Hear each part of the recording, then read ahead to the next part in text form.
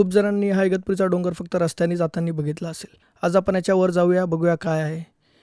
आपण नगरपालिका डॅमला पोहोचलो। त्या ठिकाणी आपण गाडी पार्क केली आपली आणि आपली जर्नी स्टार्ट केली।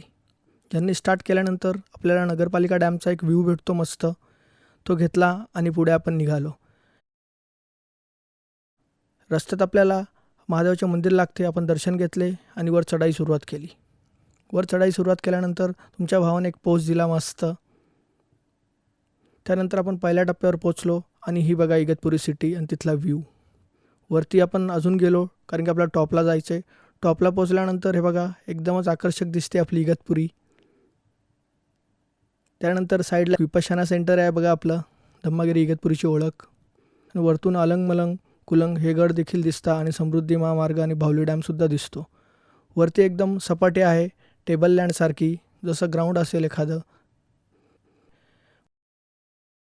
वरती आपण आपल्या मित्रांसोबत मस्त शूट केला एक व्हिडिओ, एक यादगार पल।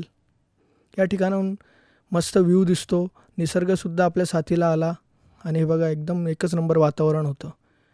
सर्व ढग देखील एकदम निळे आकर्षक दिसत होते। एकदम सुंदर दृश्य होतं वरतून, ते आपण शूट केलं आणि या प्रकारे आपण आपली ट्रॅक कंप्लीट केली।